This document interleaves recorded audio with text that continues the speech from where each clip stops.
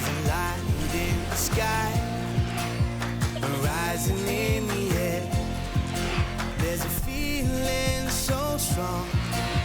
It's time to light the fire, like a bright shining light. Love, getting more out of life. Love, sharing time with friends, feeling so strong. Hello, welcome to the House of Wellness. I'm Luke Darcy and happy as always to be here alongside the one and only Joe Stanley. Welcome, Joe. Darcy, I love being here with you every week and I'm raring to go thanks to my 2022 resolution. Well, one of them, I have many, none of which I'll achieve, I'm sure. But this year I want to improve something that we spend a third of our lives doing, and that is sleeping. Well, I'm 100% with you on that, Joe. Now tell me, do you have trouble getting to sleep? Trouble getting to sleep, trouble staying asleep. Sleep is a constant battle for me. Yes. Why? Because, I don't know, some people are good sleepers, like my husband, and other people aren't. Are you a good sleeper? Well, I think I drive back because as soon as I hit the pillow, lights out. Yep. Maybe it's having a clear conscience, maybe. Oh, how Or maybe insulting. no conscience. Maybe that's the alternative. I don't know. Somewhere in the middle. Well, the power of a good night's sleep is responsible for everything from energy levels to the ability to concentrate, safety and even weight. Experts say ongoing sleep deprivation is more dangerous for our health than going without food. And I was very aware of that when we were doing breakfast radio, that you just, it damages, you can't even think straight. It is literally torture, sleep deprivation, no doubt about that. Now, one of Melbourne's well-known entertainers and most loved entertainers always seems to have energy to burn. That is media personality Jeff Coxie Cox. But as one of many Australians who have sleep apnea, Coxie's had his own struggles when it comes to getting enough quality shut-eye. And in this case, the problem really did become a matter of life and death. I remember as far back as the very early 70s, I was on the road with the rock and roll band, Brian Cadd and the Bootleg Family it was, and I remember one night I was sharing a room with Brian Cadd, the piano player, and at about 3 a.m, I guess, a boot hit me on the head and woke me up and it hurt. And he said, "Shut up." And I thought, oh, OK, I must have been snoring. Went back to sleep. For most of his life, Coxie knew he was a loud snorer, but he never thought much of it until he woke up from a colonoscopy in 2008. The anaesthetist came in and said, "So, how long have you had sleep apnea?" I said, "What?" And he said, "You stopped breathing." He said, "You scared the living daylights out of us." I said, "I didn't even know I had sleep apnea." He said, "Do you snore?" I said, "For as long back as I can remember." I said, "I can move walls. That's how bad my snoring is."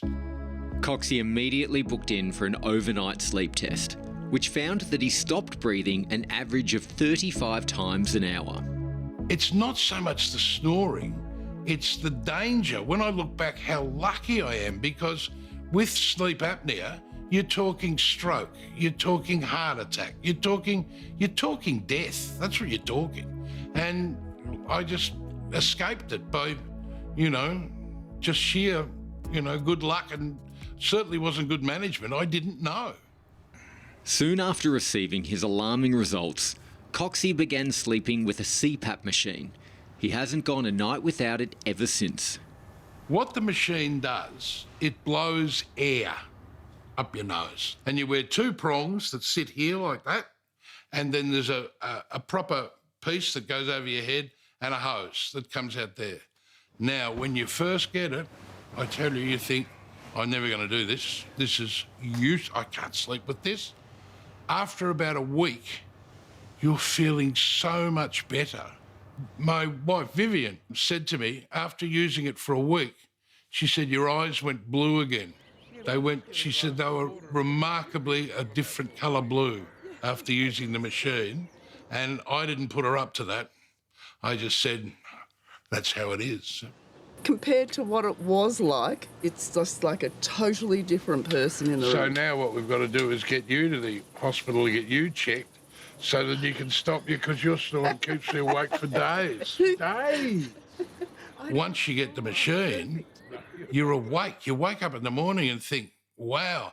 I was telling a mate the other day that I remember vividly I did radio at Double T FM between 88 and 90, and I remember pulling up on the corner of Toorak Road and Punt Road going towards St Kilda and falling asleep at 10 o'clock in the morning coming home from a radio shift. And I just thought, it's because I'm getting up at 3:30 in the morning, I'm incredibly tired. No. When I first met you, you used to snore a house down. You were so loud. You sounded like a combination of a lion and Chewbacca. If you're a snorer and your wife or husband is giving you hell, it's simple. Do something. Get a referral from your doctor, go to a sleep clinician, then spend the night in hospital, or I believe now you can even take the gear home and put it on you at home because they can read it the next day, and then go to a professional CPAP office, because the change in here and in here, once you've been wearing it, is unbelievable. What would be the worst thing that could happen? Your CPAP machine broke down. That'd be the worst thing that could ever happen to me, I tell you, true. Falling asleep at the wheel is a terrifying thought, Joe. Have you ever had a moment where you've nodded off unexpectedly? Thankfully, no, but I do remember, again, doing breakfast radio, sometimes driving home from work, I was so worried I would have to pull over to, like, just a normal suburban street and have a sleep in the car on the way home. That thought, isn't it, when you're at the wheel and you're tired and you generally need to pull over, is a scary one. Well, Coxie's really put a human face on sleep apnea, and after the break we get an expert's take on how to rest easy at night. We'll be back after this.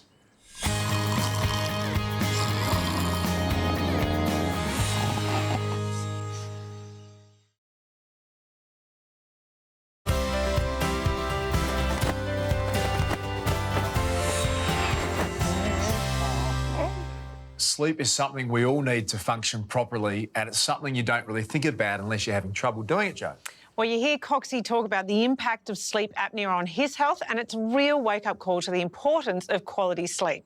And there are so many sleep disorders, but sleep apnea is one of the most common, along with insomnia. Around 1/4 of women and half of men over 50 have it, which is really astounding considering many of those aren't diagnosed. Loud snoring can be one early warning sign. It's something that a lot of men, especially, cop a bit of heat over, Joe. Now, how does it go on the home front with Daz? Is he a snorer? He is such a snorer. He's lucky to be alive, to be honest. I've been with him for 20-something years, and I tell you, the snoring... So what's the tactic? What do you do during the night? He wakes up sore because I'm constantly just shoving him on the side. Just shut the snoring. Are you a snorer? I believe not, but I'm asleep, so I can't. But I've never heard Beck complain. But we got to feel for Daz. It could be... Has he gone and had it checked out or not? He should, shouldn't he? I'll suggest it to him, because no doubt sleep disorders and snoring can put a strain on relationships and be a sign of more serious health issues. So we checked in with a leading sleep physician to find out more.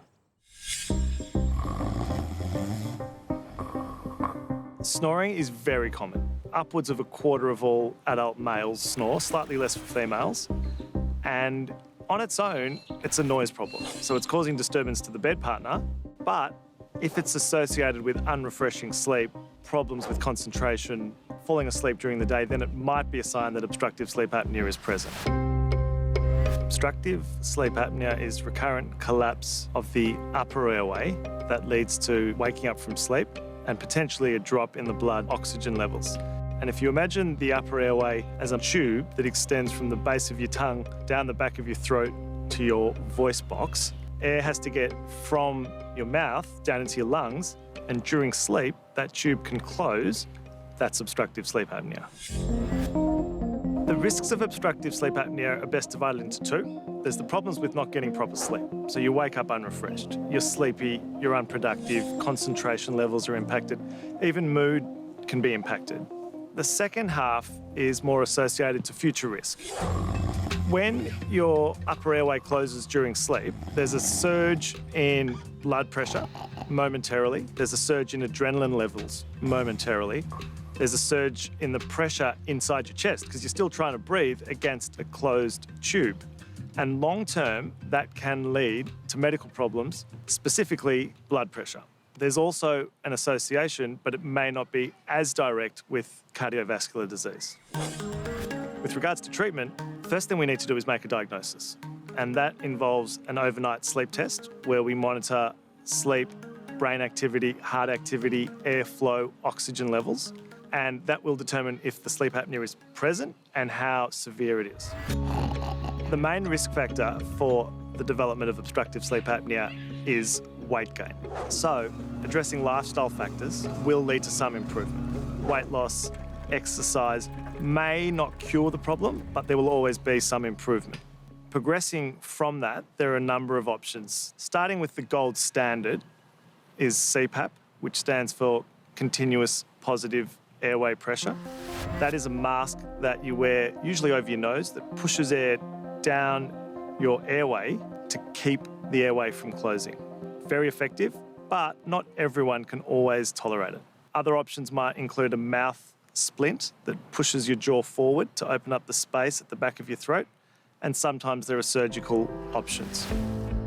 Obstructive sleep apnea is very common, so if you're concerned about snoring, stopping to breathe overnight, gasping, waking up unrefreshed, having trouble staying awake during the day, you should see your doctor and have an overnight sleep study because treatment's very effective. You know, I'd never thought of snoring that way, that it could be the body's way of gasping for air, calling out for help. It makes you realise that sleep really is the centre of everything for health. I'm still feeling for Daz overnight. He gets a full night's sleep and I do not. Do not feel for him.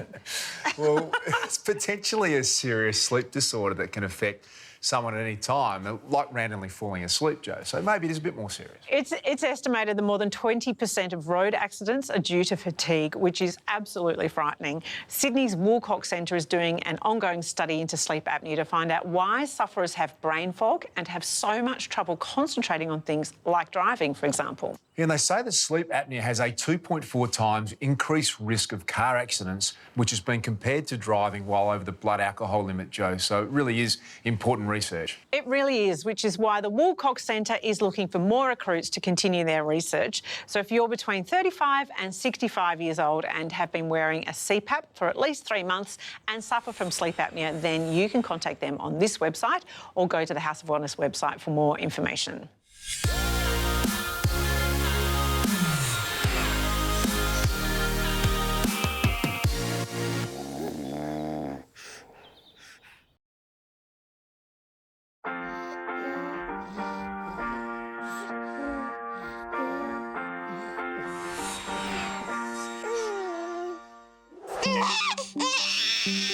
It's one of the biggest struggles for any new parent, night after night of broken sleep. But when Laura and Chris Hewitt's daughter Celeste was 7 months old, they found her sleeping habits were only getting more challenging. She was taking a long time to get to sleep at night, up to an hour, which was really stressful. And the other thing was she was only sleeping very short naps. So maximum she would do is 30 minutes, and then we would have to try and battle her to try and get any extra time. We weren't really getting along very well because we were constantly arguing about how we could help her sleep better, who was going to settle her next time. We were walking around the house on eggshells because we didn't want to wake her up. And we were both not in a very good place with our mental health. No, I think as first-time parents, we had very high expectations on ourselves for the amount of sleep that she should be getting. And if we were failing to meet those expectations, I feel that we were letting her down. After trying every trick in the baby book to get Celeste sleeping soundly, an exhausted Laura and Chris decided to visit Tweddle, Melbourne's oldest baby sleep school.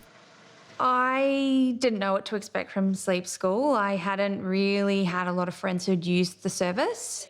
Initially, we got into day stay. So that was when we came in just for a Saturday and had one of the clinicians with us to help us learn how to settle Celeste. It was actually a bit of a disaster, is my recollection, because I wanted to have everything fixed in the one day. I wanted to come in and I was so anxious in the lead up, and I wanted to learn everything I needed to know and leave that day with a new baby who was sleeping completely differently. The clinician who was working with us noticed that I was very distressed and suggested at that point that we needed more intensive support and that a residential stay would be better for us. And she was able to fast track that for us based on the amount of distress I was experiencing on the day.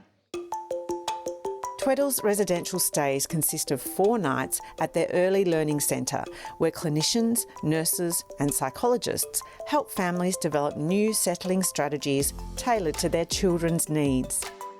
Some of the most important strategies to support sleep and settling is to really get to know that individual baby. Looking at their temperament and their character and the way they're communicating helps us to learn what we call subtle cues. That's their really early signs that they're tired, which might start happening maybe 30 minutes before they're due for sleep, to the more potent cues, which would be yawning, back arching, crying. So helping a parent to understand what those subtle cues look like means that we can respond to that infant's needs before they get to that potent level of distress. I think when we came in, we were very obsessed with ensuring that Celeste went down at a certain time. But when we would come into, say, the playroom, I think the clinicians were very good at helping us reframe that sort of way of thinking and adopt a more personalised approach so that we could actually watch Celeste as she got gradually more tired and make suggestions when we could start making a move towards, putting her down. Where's the lion? We would put her down, leave the room, and then the staff would stand with us and give us cues on when we might re-enter the room, what we might do when we go in, and also pick up on if we were getting quite anxious or distressed, and then let us know perhaps when we should swap with the other person as well. The new strategies learnt at Sleep School can make an enormous difference, but above all else, Tweddle's staff aim to ease families' anxieties around their parenting skills. We're surrounded by social media platforms and news publications that will say this is what a typical infant should look like and should be doing and should be sleeping. And the reality is there's no right or wrong. Babies and infants grow and develop in all different shapes and sizes. And that's important for the work that we do here, for families to go away and to feel empowered and understand that they're the expert. They're the expert in their home, and we're just here to support them to identify the strengths that they have. I no longer felt like a failure if things didn't go well, because I learned that all I could do was set up the environment, and it was up to Celeste to decide if she was going to go to sleep or not. So I was much less anxious, and we also got on along a lot better because we felt like we had a plan and we were less stressed about how to go about getting her to sleep. What else can we see? She's learning every day, and so are we. And together we've been able to problem solve little hurdles that have come up along the way. Sleep is integral to good health, as we know, Jo, but on those hot, balmy nights, we've had plenty of those recently, it's hard to get a solid night's sleep. Now, I know you suffer from the cold, but are you a bit of a hot and cold sleeper as well? I like a really heavy doona, as heavy as possible. Even on a really warm night? Oh, yes, but then it's on, off, on, off. What about you? I do like that weight. So even on warm nights, I can't just have the sheet on me, and I love a fan and a bit of white noise. Oh. So even when it's cold, I love that. That would be so deeply annoying for me. I can never be warm enough, but overheating isn't fun either, especially if you have a fever. So is it best to let nature take its course and just sweat it out? And how hot is too hot? Here to help us keep a cool head, even in the face of a fever, it's our doctors past and present. Hi and welcome to Medicine Past, Present and Future. My name's Dr. Nick and I'm the past. And my name's Dr. Isabel and I'm the future. And together, we're the present. Now, one of the features of the COVID-19 pandemic is we all got used to having our temperature checked pretty much everywhere we went. Yeah, it seemed like you couldn't walk in anywhere without someone pointing one of those little water pistol type things at your forehead and taking your temperature. It got a bit unnerving. So let's talk temperature, Dr. Isabel. And first up, what is the normal temperature for us humans? Well, it depends a bit on where you take it. So if you're taking it on your forehead, your outside skin, it tends to be a bit cooler, around 36.5 degrees. Inside, it's a bit warmer, normally around 37 degrees. Or in the old-fashioned terms, 98.6 degrees Fahrenheit, as my mum would have said. Actually, talking of my mum, she had the old mercury thermometer, which she would pop into my mouth or under my arm. And those were really accurate. But these days, we've got lots of different devices for taking temperature. Yeah, we can take temperature foreheads, in the ear, under the arm or in the mouth. Actually, you know, when I take my dog to the vet, she pops the thermometer in. I think we'll draw the line at that, Dr. Nick. Yeah, me too. But seeing we're here, why don't we see which one's most accurate? OK. I'm going to put one under my arm, one in my mouth. Ear. And then finally, all right, we've got 36.5, 36.3. 37.2. Oof. And that says 36.8. There you go. So it seems like they're all pretty accurate. And the good news is, Dr. Nick, you seem pretty healthy. Now, we reckon that anything over about 37.8 counts as a fever. So, Dr. Isabel, what's going on? What's our body actually doing? So a fever is caused by a compound known as pyrogen, and it's produced when a white blood cell meets a germ and sets off a reaction. And recent research has shown that raising our body temperature actually helps our immune system fight infections such as viruses and bacteria. So say you've got a fever, what should you do, Dr. Nick? Well, certainly not what we used to do hundreds of years ago, because back then physicians believed that fever was due to plethora, a congestion of the blood. And if you had too much blood, Dr. Isabel, what would you have done? I probably would have donated it. Yeah, well, they didn't have blood donation then, but they certainly did bleed the patient. Which would have done them no good at all. No, just hastened their demise. So should we be taking paracetamol or ibuprofen if we have a fever? Well, it's a great question. We now understand that fever is nature's way of helping fight the infection, and nature's pretty good at getting things right. But you can also feel pretty lousy with the temperature, so then maybe take something. But Dr. Isabel, what about with children? So you're referring to febrile fits, which parents get really worried about. They're caused by a sudden rise in temperature, and it can make a child have a convulsion, which is pretty scary. Research has shown that giving a child paracetamol or ibuprofen, it won't actually stop that rise in fever. So what I say to people is don't treat the thermometer, treat the child. If they're hot and okay, let the fever do its job of fighting the infection. But hot and miserable, treat. But there's a question for you, Dr. Isabel. Parents often blame teething for fever. Now, is this true? No. Teething does not cause significant fever, diarrhoea, runny nose or rash. It can make a child a bit miserable, a bit whingy and sort of dribbly, but the only thing that teething really causes is, well, teeth. Now, final question for you, Dr. Isabel. Why did the mattress go to the doctor? Oh, this is another one of your dad jokes, isn't it, Dr. Nick? Because it had spring fever. It's because it's a mattress, you know, and it has springs. You realise that you have to explain a joke, it's not funny. I thought it was quite good, actually. I like that one.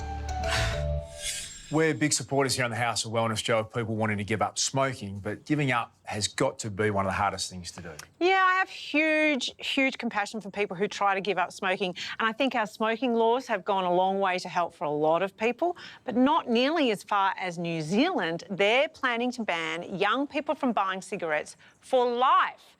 It already bans sales to anyone under 18, like we do here, but that's just not going to cut it in reaching the goal of a national adult smoking rate of less than 5% by 2025. So from 2027, it will be illegal to sell cigarettes to anyone aged 14 and under, and that ban will remain in place for the rest of that person's life. Isn't that amazing? So if I get that right, that means that someone who's 60 years old, you know, down the track, say 2073, they'll be banned from buying cigarettes forever. Is that how it works? Yep, that's right. Health authorities estimate that stopping a generation from taking up the habit will avoid over 5,000 preventable deaths a year. Yeah, that is a very brave move. That must make New Zealand one of the toughest anti-smoking jurisdictions in the world for sure, Joe. Well, there are tougher. In 2004, Bhutan was the first country in the world to ban the sale of tobacco. So That is what I call taking action. Yeah, and speaking of taking action, Jo, I know that you love your steak. do. Would you consider replacing it with something else for the benefit of your health and the health of the planet? Well, I have tried. We know. You know that. I tried a plant-based diet for like 5 days.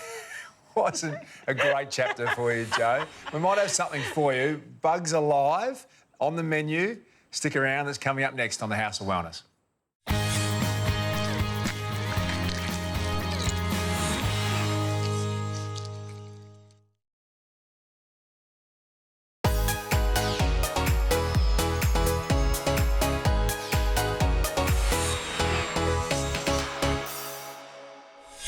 Beauty lovers are savvier than ever. They are educated on the ingredients in their products and they care about animal welfare and sustainability.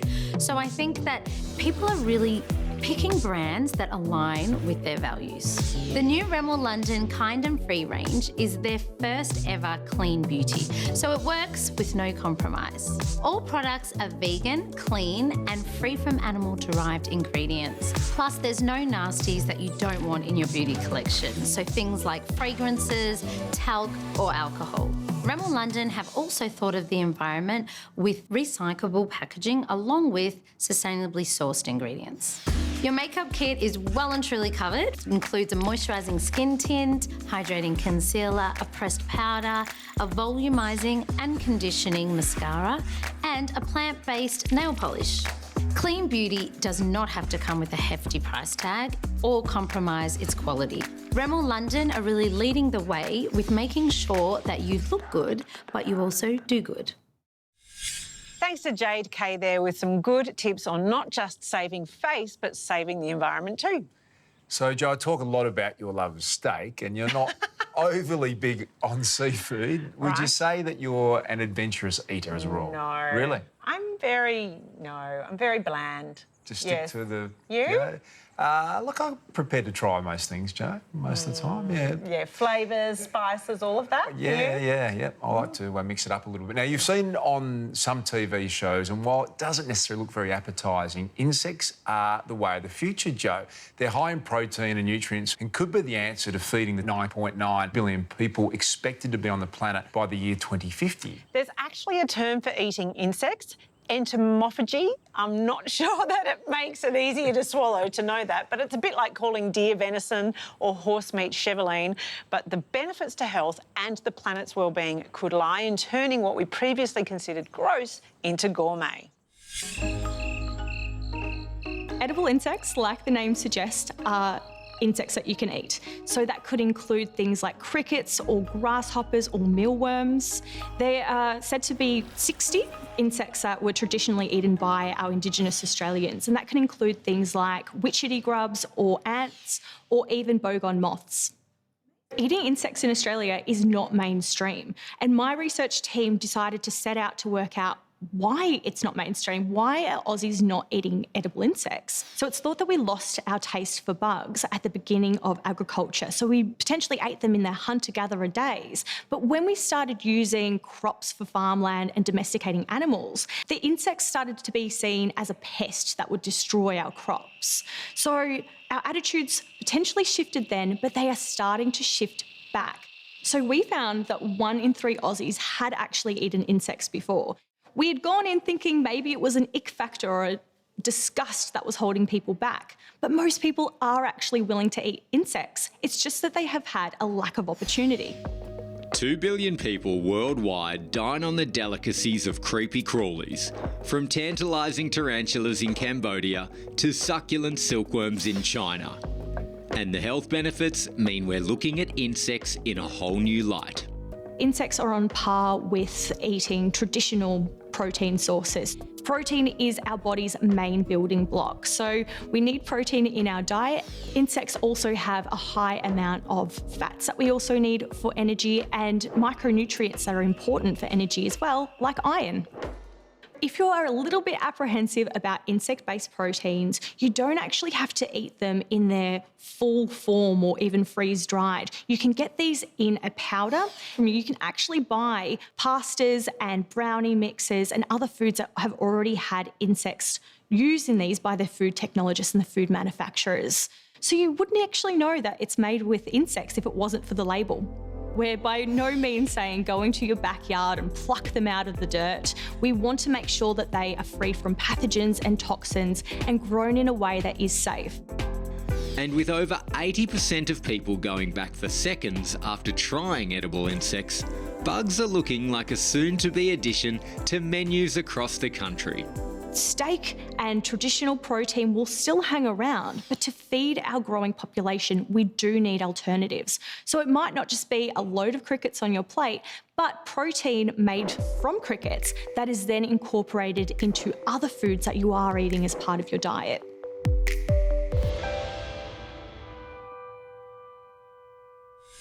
Fairly recent trend, Joe, has been nose to tail eating, where chefs make sure they use every possible part of an animal. Now, compared to offal and brains and things like that, bugs actually don't sound too bad. Yeah, it kind of just sounds a little bit like eating crab or, you know, sort of a crustacean. It just comes from a different part. I still think the bravest person was the first person that ate an oyster, Joe.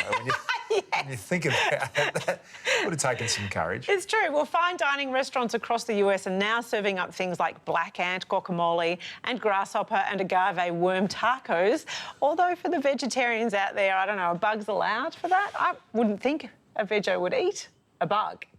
Well, that's an interesting Still got debate feelings there, and a heartbeat and all of that, doesn't it? It's I don't know. a bit of a stretch, isn't it? I think I'm not quite there yet, eating insects. I'd put it in a taco. Why not?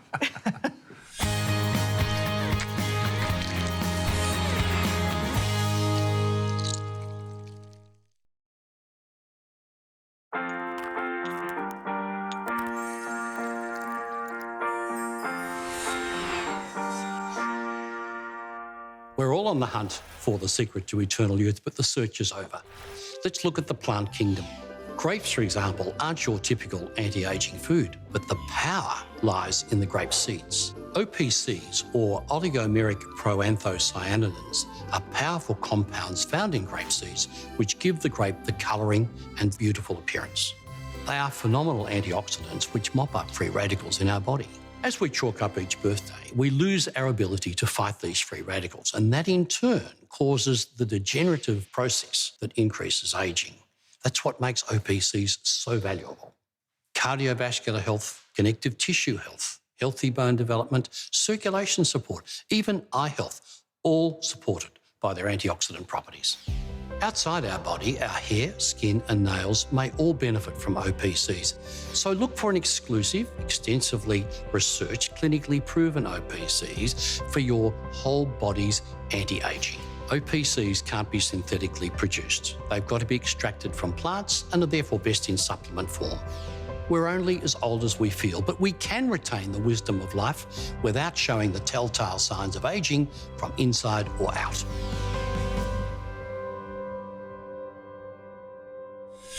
An event that comes around this time every year that we're really passionate about supporting is the annual Walk to Save Our Sons, Joe. It raises funds to fight the rare disease Duchenne muscular dystrophy, or DMD. The charity and fundraising walk was started back in 2008 by Ellie Eade, whose son Emilio was diagnosed with the disease when he was just 2 years old.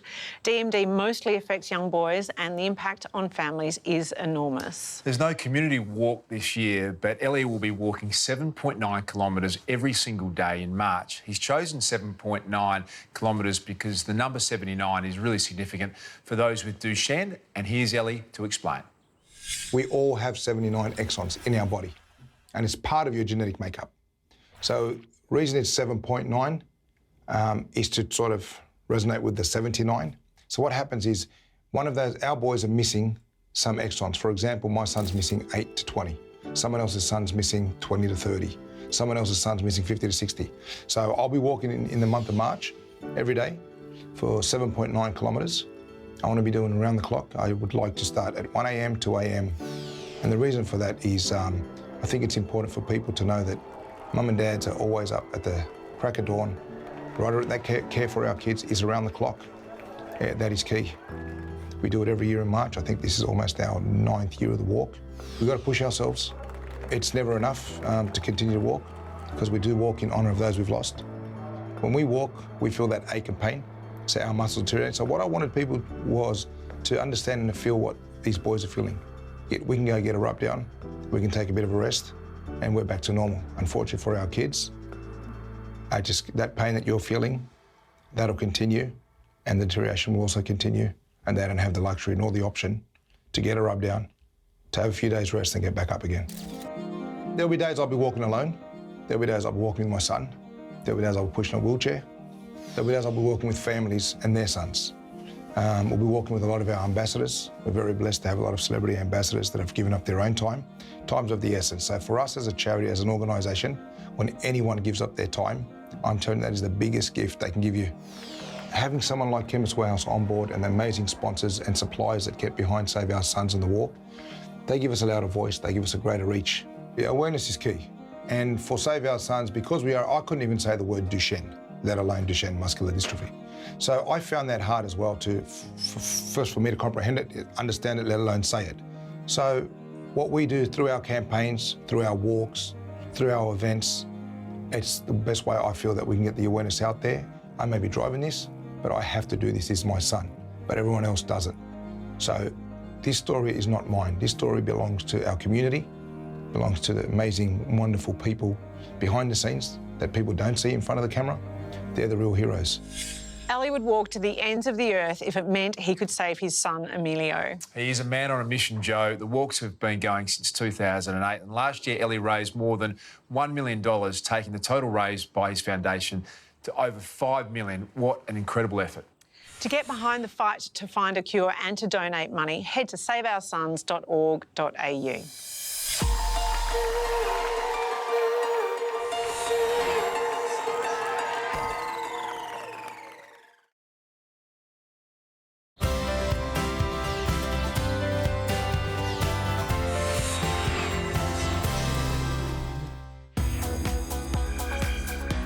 One of the most important things that we often ignore is a good night's sleep. I've had lots of emails requesting help in that regard.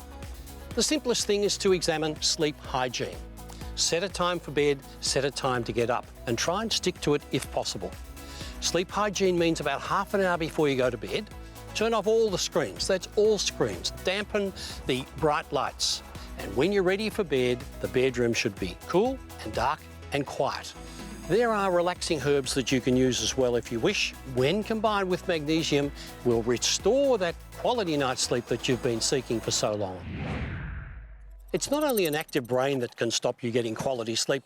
Burning feet syndrome is a result of really excitable, overactive nerve endings in your feet, caused by diabetes, sometimes exhaustion and stress, and sometimes hot weather.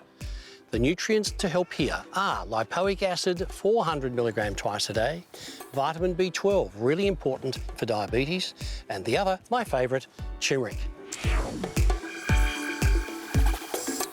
It's important to get a good night's sleep, but I get many viewers wanting to know how to produce energy first up and keep that energy going across the day. Start with breakfast. Whatever your favourite breakfast is, I can't do without it. Ubiquinol is the nutrient that helps produce energy at cellular level, so it's energy without extra effort.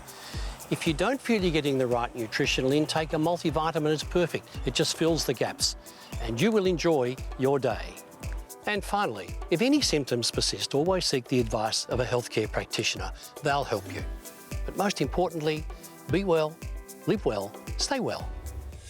So we kicked off the show looking at sleep apnea amongst many disorders that people struggle with, Joe, and prevent people from getting a quality night's sleep. Well, insomnia is another big one. Well, there is nothing worse than when your mind is worrying or you've got that tense body that stops you from nodding off. Trust me, I know what that's like.